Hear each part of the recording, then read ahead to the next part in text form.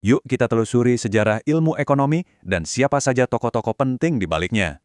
Semua berawal dari pertanyaan simpel ini, yang ternyata jadi cikal bakal ilmu ekonomi. Nah, ini dia nama-nama besar yang akan kita bahas, dari era klasik sampai modern. Oke, kita mulai dari para bapak ekonomi klasik yang meletakkan fondasi ilmu ini. Dan yang pertama, tentu saja Adam Smith. Bukunya The Wealth of Nations mengubah segalanya. Konsep utamanya, invisible hand. Kepentingan pribadi, katanya, justru bisa menyejahterakan banyak orang. Gagasan inilah yang jadi dasar kapitalisme dan ekonomi pasar bebas yang kita kenal sekarang. Selanjutnya ada David Ricardo. Dia lebih fokus ke perdagangan antar negara. Teorinya, soal keunggulan komparatif nunjukin gimana semua negara bisa untung dari perdagangan bebas. Lalu, John Stuart Mill datang. Dia memasukkan unsur moral dan sosial ke dalam ekonomi. Baginya, hak individu itu penting, tapi pemerintah juga harus ikut campur demi keadilan. Tapi, nggak semua orang setuju dengan ekonomi klasik.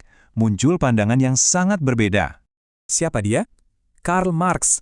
Kritiknya terhadap kapitalisme sangat tajam, tertuang dalam Das Kapital. Menurut Marx, kapitalisme itu pada dasarnya eksploitatif. Kuncinya ada di konsep nilai lebih. Lompat ke era depresi besar. Muncul pemikir revolusioner lain, John Maynard Keynes. Idenya, saat krisis, pemerintah wajib intervensi. Belanjakan uang untuk memutar kembali ekonomi. Nah, di abad ke-20, perdebatan soal peran pemerintah ini makin panas loh. Dan muncullah penantang utama Keynes, Milton Friedman, dengan gagasan monetarismenya. Kata Friedman, inflasi itu simple, penyebabnya cuma karena terlalu banyak uang yang beredar. Jadi, ini dia duel utamanya. Pemerintah intervensi atau pasar dibiarkan bebas. Keynes lawan Friedman.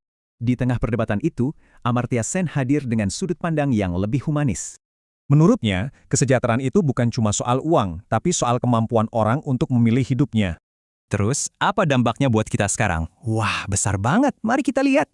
Pemikiran mereka membentuk kebijakan nyata, globalisasi, stimulus ekonomi, sampai kebijakan bank sentral hari ini.